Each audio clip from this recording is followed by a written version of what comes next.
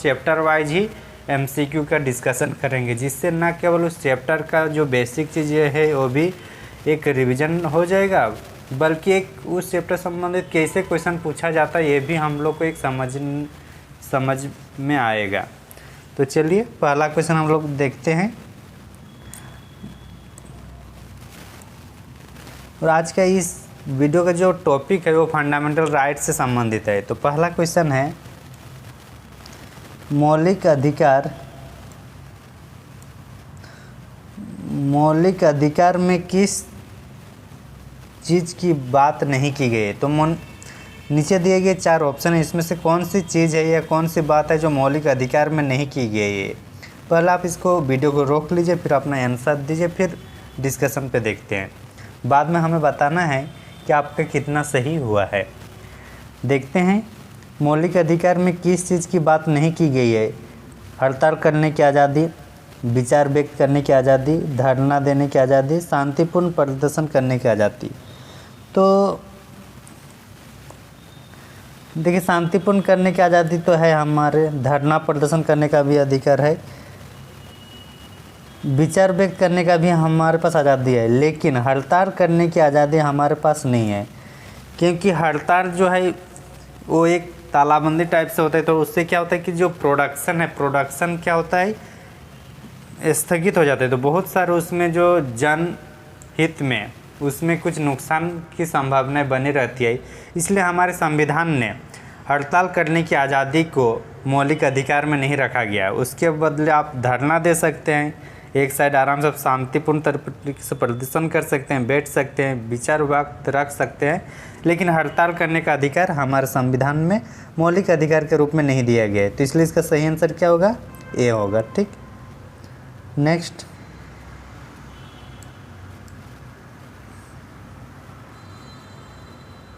दूसरा प्रश्न है, निम्न में से कौन सा अधिकार विदेशी नागरिक को प्राप्त नहीं है। तो ये पूछ रहा है कि उन अधिकार के नाम बताइए जो केवल और केवल भारतीय नागरिक को ही प्राप्त है। इसका मतलब यही हो रहा है, क्योंकि हर एक क्वेश्चन को जैसे लिखा है उसको उसी के अनुसार सोचना समझना जरूरी नहीं है। वो उस क्वेश्चन का हम लोग किस टाइप से दूसरे टाइप से भी समझ के भी उसको टैकल कर सकते हैं, इसको भी हमें ध्यान रखना है। तो जैसे इसमें बोला कि विदेशी नागरिक को प्राप्त नहीं है, इसका मतलब क्या है कि भारतीय नागरिक को प्राप्त है। तो भारतीय नागरिक को जो प्राप्त है आर्टिकल 15, 16, 19, 29 और 30, ये 5 जो अनुच्छेद है ये सिर्फ और सिर्फ भारतीयों को ही है। इसका मतलब है कि विदेशी नागरिक को प्राप्त नहीं है। तो सबसे पहले अगर इसमें देखते हैं,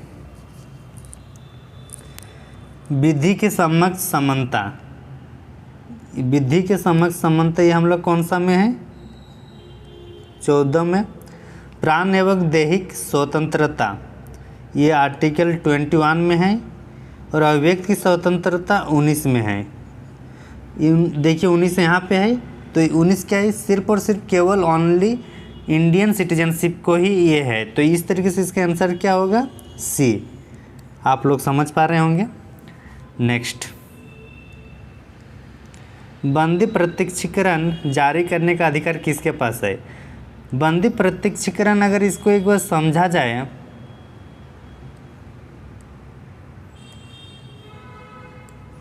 तो अगर पुलिस ने किसी कारणवश किसी व्यक्ति को गिरफ्तार करता है तो पुलिस को ये बताना आवश्यक होता है कि इसको किस आधार पर मतलब गिरफ्तार किया गया है, और इसके लिए वो हाई कोर्ट में पहुंचाना उनको ज़रूरी है। जिस भी व्यक्ति को गिरफ्तार किया गया है उसको 24 घंटे के अंदर जो सबसे नियरेस्ट न्याय व्यवस्था है, न्यायिक संस्था है, उसके वहाँ पहुँचाना जरूरी है, और वहाँ पे उसको कन्विंस कराना है कि हाँ ये गलती किए हैं तो इसके आधार पर इसको गिरफ्तार किया गया है।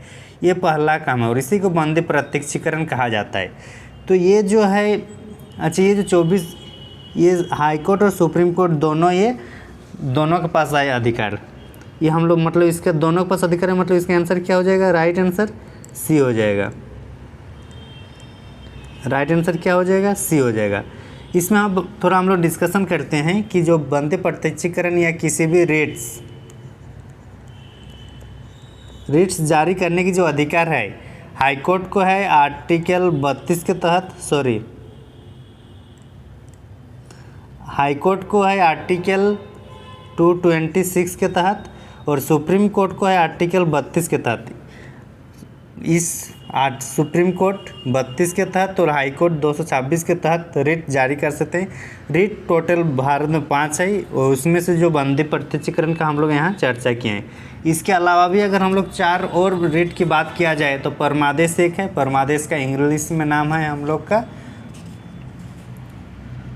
मैंडेमस, प्रतिषेध, प्रोहिबिशन, उत्प्रेषण, क्राइटेरिया और अधिकार परीक्षा। तो इस टाइप से टोटल 5 रेट्स है जो सुप्रीम कोर्ट और हाई कोर्ट दोनों लागू कर, दोनों मतलब दोनों के पास अधिकार है।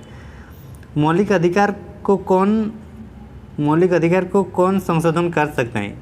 क्वेश्चन है कि मौलिक अधिकार को कौन संशोधन कर सकते हैं, किसको, फंडामेंटल राइट्स को कौन संशोधन कर सकते हैं? फंडामेंटल राइट्स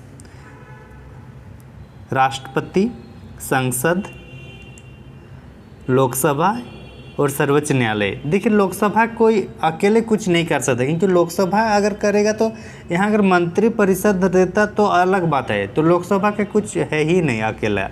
तो ये तो पहले हटाइए, एलिमिनेट करिए। राष्ट्रपति, संसद और सर्वोच्च न्यायालय, तो जो भी मौलिक अधिकार का संशोधन करने का अधिकार है वो संसद के पास है, तो इसका आंसर हो जाएगा बी। आगे इसमें डिस्कशन करते हैं कि कौन से विवाद या कौन से जजमेंट के तहत संसद को यह अधिकार दिया गया कि मौलिक अधिकार को संशोधन कर सकते हैं। लेकिन इसमें याद रखना है कि मौलिक अधिकार को संशोधन तो कर सकते हैं, लेकिन इसका जो मूल भावनाएं हैं उसको आप भंग नहीं कर सकते हैं। तो ये हम लोग का केशवानंद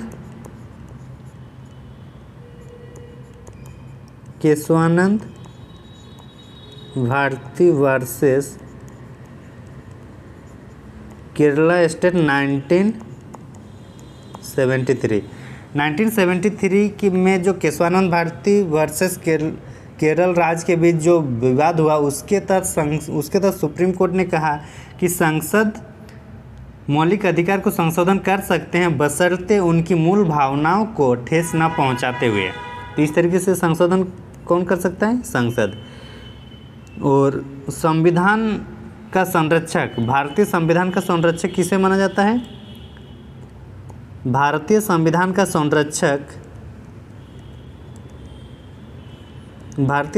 संरक्षक सर्वोच्च न्यायालय को माना जाता है। तो इसका भी हम लोग देख लिए। राष्ट्रपति, संसद जो है संसद में 3 से मिलकर बनता है, लोकसभा, राज्यसभा और राष्ट्रपति। तो बाकी जो ऑप्शन है उसके बारे में भी हम लोग थोड़ा बहुत बेसिक आइडिया ले लिए। तो इस तरीके से मौलिक अधिकार को कौन संशोधन कर सकते थे, इसका सही आंसर होगा हम लोग का संसद। आगे चलते हैं नेक्स्ट क्वेश्चन। 6 से 14 वर्ष के बच्चों की शिक्षा का अधिकार किसके अंतर्गत आता है? 6 से 14 वर्ष, ठीक ना, और ये शिक्षा के अधिकार की बात कर रहा है।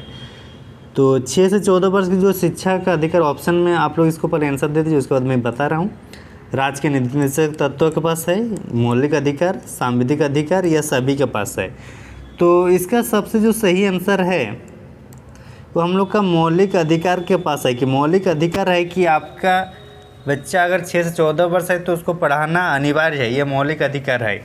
और ये कौन से संविधान संशोधन के तहत ये किया गया? ये 86 कॉन्स्टिट्यूशनल अमेंडमेंट एक्ट 2002 में ये आया। उसके तहत मौलिक अधिकार में ये शामिल किया गया कि 6 से 14 वर्ष के बच्चों को शिक्षा का अधिकार अनिवार्य रूप से किया गया है। और 0 से 6 मतलब जो आंगनबाड़ी सेविका जो ICDS वाला है, ICDS के लिए कौन सा कर दिया है? नीति निर्देशक के तत्वों में इसको शामिल कर दिया गया है। कमेंट करके ये बताना है आप लोग को कि राज्य के नीति निर्देशक तत्वों में कौन से अनुच्छेद में 6 वर्ष तक के बच्चों को देखभाल करने का प्रावधान है। ये कौन से आर्टिकल में ये उल्लेख है, ये आप लोग को बताना है। वो तो इसका सही आंसर क्या होगा? एक्चुअली 6 से 14 वर्ष के लिए मौलिक अधिकार में रखा गया 86 कॉन्स्टिट्यूशनल अमेंडमेंट एक्ट 2002 के तहत। संविधान के भाग 3 में राज्य की परिभाषा का उल्लेख किस अनुच्छेद में किया गया है, ठीक ना। तो भाग 3 में और किसकी बोल रहे हैं, राज्य की परिभाषा। तो राज्य की परिभाषा आर्टिकल जो भाग 3 है ये अनुच्छेद हम लोग का 12 से लेकर 35 तक चलता है, और जो 12 जो शुरुआत वाला जो अनुच्छेद है उसी में राज्य की परिभाषा करता है। तो इसका सही आंसर हो जाएगा 12। बाकी को भी हम लोग देखते हैं उसमें क्या है। अनुच्छेद 13 में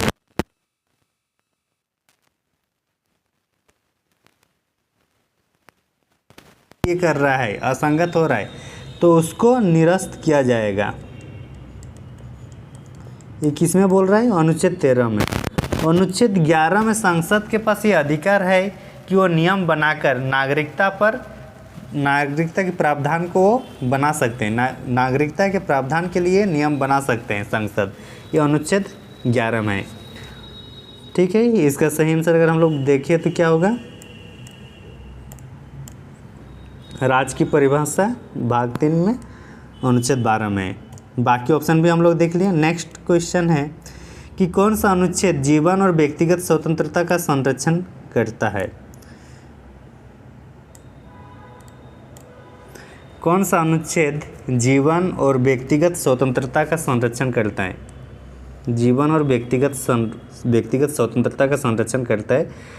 तो अनुच्छेद 21 जो है जीवन और व्यक्तिगत स्वतंत्रता का संरक्षण करता है, इसका सही आंसर है। बाकी जो ऑप्शन है उसके बारे में भी थोड़ा हम लोग चर्चा कर लेते हैं।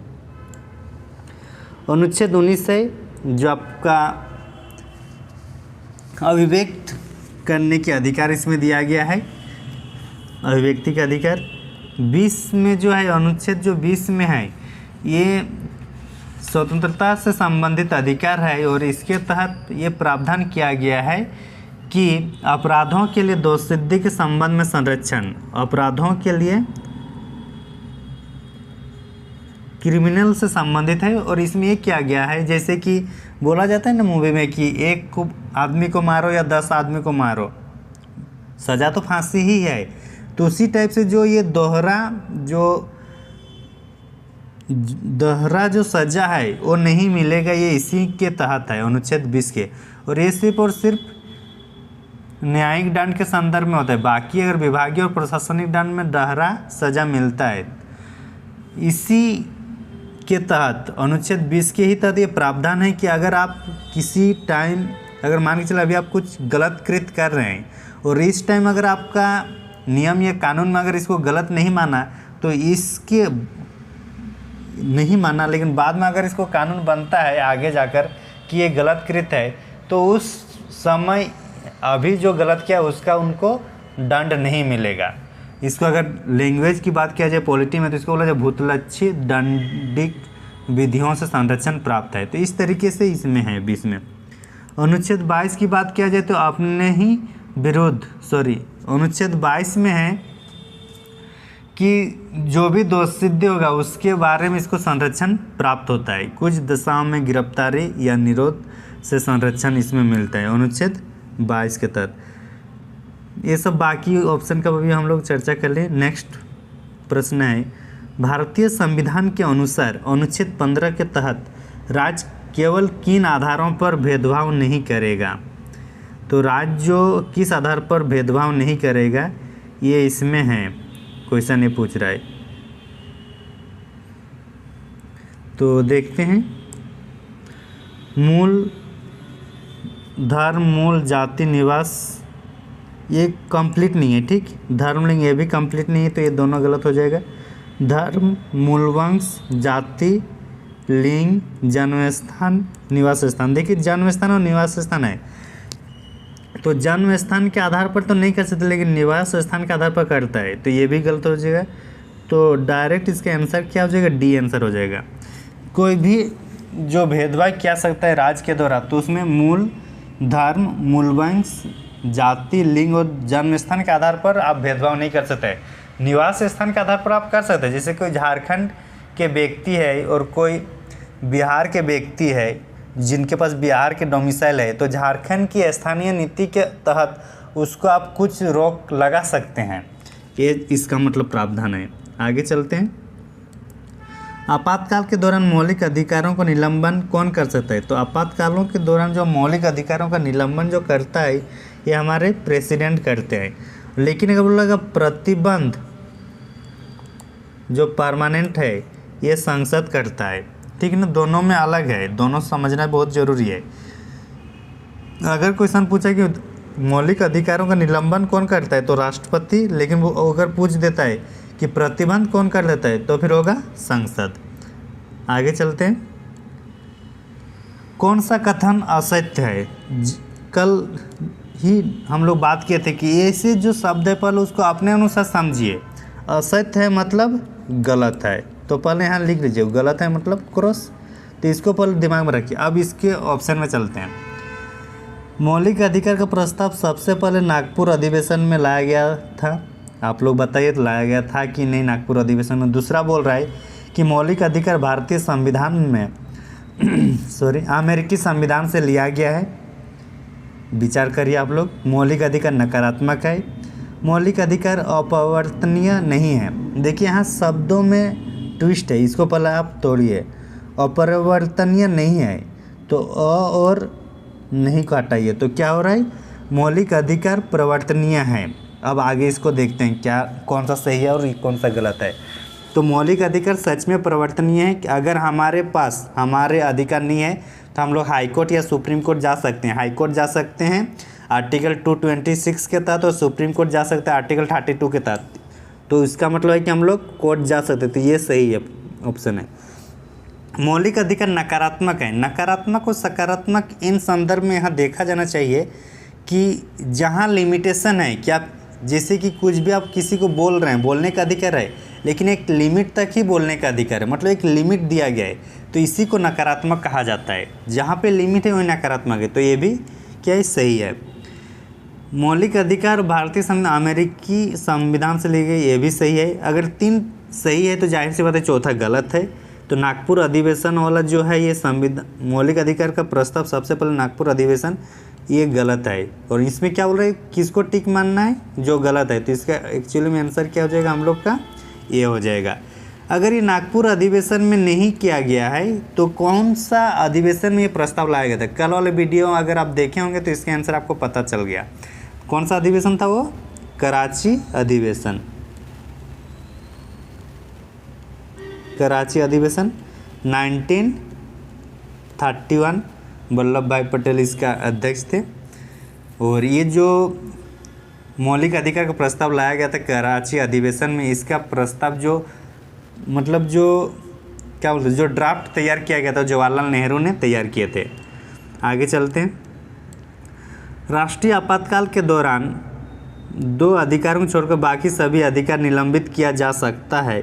यह 2 अधिकार कौन सा है जो मतलब निलंबित नहीं होता है? 19-20, 20-21, 21-22, 22-23। तो इसमें सीधा सिंपल याद रखना है 2021। कुछ आपको सोचना ही नहीं है 20-21, 21-22 कुछ नहीं, बस 2021 याद रखना है कि आर्टिकल 2021 किसी भी टाइम वो जिंदा रह सकता है, ठीक ना। आर्टिकल 2021 2021। कितने कथन सत्य है? देखिए कितने कथन सत्य है, मतलब आपको इसमें थोड़ा ध्यान देना होगा। चलिए कितने कथन सत्य है तो पहले देखते हैं। सत्य है मतलब ज़्यादा हम लोग सोचना नहीं, मतलब सही है। मौलिक अधिकार संविधान के भाग 3 के अनुच्छेद 12 से 35 तक है, ये सही है, मतलब 1 हो गया। आगे चलते हैं। 1 हो गया ना अब तक 1 सही हो गया। मौलिक अधिकार मूल रूप में 7 थे, हाँ मूल रूप में 7 ही थे। 44वां संविधान संशोधन के तहत 1 हटाया गया है। कब हटाया गया है? 44वां, तो दूसरा सही है, ठीक। मौलिक अधिकार का जो संपत्ति का अधिकार था वो 42वां संविधान संशोधन के तहत हटाया गया। अभी क्या बताए? 44वां, तो ये क्या है? गलत है, ठीक। तीसरा गलत हो गया। जन्म से नागरिकता को कभी उनके मौलिक अधिकारों से वंचित नहीं किया जा सकता है। अगर जैसे आप भारत में पैदा हुए, आपकी माँ बाप भारत है और आपका पैदाइश भी भारत में हुआ है, तो आप कोई भी आपको मौलिक अधिकार से वंचित नहीं कर सकता है। तो ये सही है। तीसरा हो गया, मौलिक अधिकार की मूल भावना को कभी भी हटा नहीं सकते। हम लोग केशवानंद भारती वर्सेस केरल राज्य में जो 1973 में जजमेंट है उसके तहत यही कहा गया कि संसद फंडामेंटल राइट्स को संशोधन कर सकते हैं लेकिन उसकी मूल भावना को छेड़छाड़ नहीं कर सकता है। तो ही बोल रहा है इसमें भी, तो ये भी सही है। तो 4 हो गया, मूल मौलिक अधिकार अनुच्छेद 14 से 32 तक है। तो मूल मौलिक अधिकार अनुच्छेद 14 से 32 तक है। हाँ, ये भी सही है, 14 से 32 तक है। और जो 12, 13 और इधर 33, 34, 35 ये मतलब उतना इम्पोर्टेंट नहीं है। जैसे अभी हम लोग समानता का अधिकार 14 शुरू करते हैं और लास्ट 32 तक हम लोग ख़त्म हो जाता है, तो उसके पहले और बाद वाला जो भी है उसको अन्य मौलिक अधिकार माना जाता है। लेकिन मूल मौलिक अधिकार है जो 12 से 32 तक ही है। तो इस तरीके से तो टोटल कितना हुआ, 5 सही है। तो आंसर क्या 5 है, 2 नहीं है, 3 नहीं है, 4 नहीं है, ऑल राइट ए भी नहीं है। तो एक्चुअली क्या ये ऑप्शन गलत है, तो इसका सही आंसर क्या होगा 5। ठीक ना, कभी कैसे देखने को मिल जाता है, टेक्निकल एरर है। चलिए, तो इसका सही आंसर क्या होगा 5। आगे चलते हैं। भीमराव अंबेडकर ने कौन सा आर्टिकल को संविधान की आत्मा एवं उसका हृदय का संज्ञान दिए हैं? भीमराव अंबेडकर ने कौन से आर्टिकल को संविधान की आत्मा और उसका हृदय कहा गया है? तो देखिए, आर्टिकल 21 ये प्राण से संबंधित है, स्टैंडर्ड ऑफ लिविंग के है। 19 है वाक का अधिकार। 16 में है कि अवसर की समानता, लेकिन ये सब में इनका नहीं है। तो इसलिए नॉन ऑफ देम को सिर्फ ऐसे ही नहीं उनको ये करना है कि नॉन ऑफ देम चलो ऐसे ही कुछ मिला नहीं तो उसको दे दिया होगा। जहाँ नॉन ऑफ देम दिया तो आप थोड़ा संभल जाइए कि आगे कुछ हो सकता है, इसमें कुछ गड़बड़ क्या होगा। तो एक्चुअली आर्टिकल 32 का है और आर्टिकल 32 ये नहीं है। बट भीमराव अंबेडकर ने कौन सा आर्टिकल 32 को संविधान की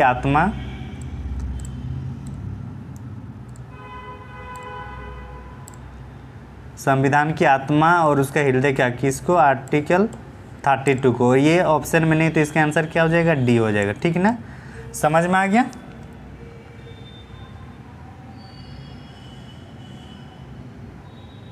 चलिए आगे चलते हैं।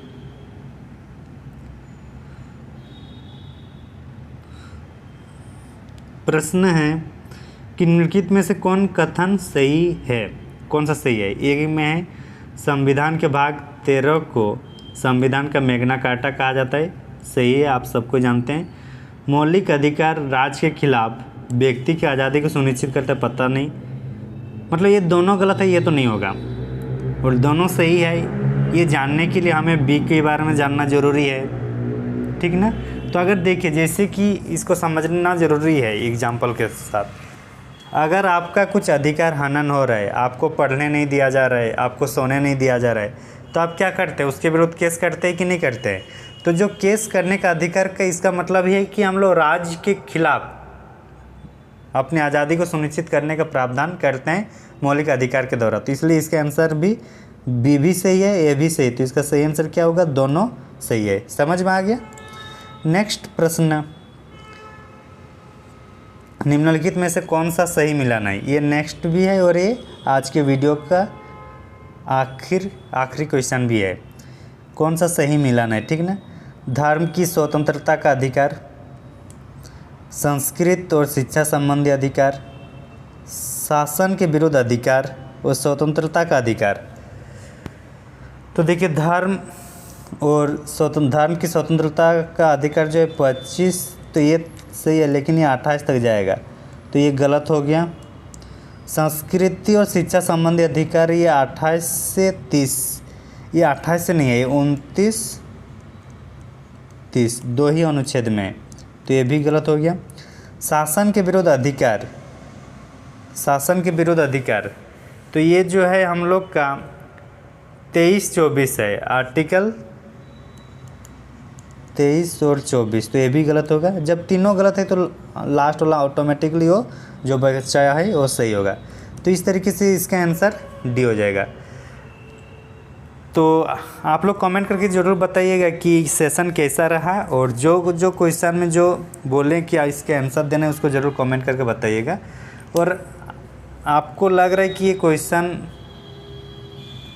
में कुछ आपके परीक्षा में प्रत्यक्ष या अप्रत्यक्ष रूप से हेल्प होने वाला है, तो अपने दोस्त को भी ज़रूर शेयर करिएगा। Thank you for watching. धन्यवाद।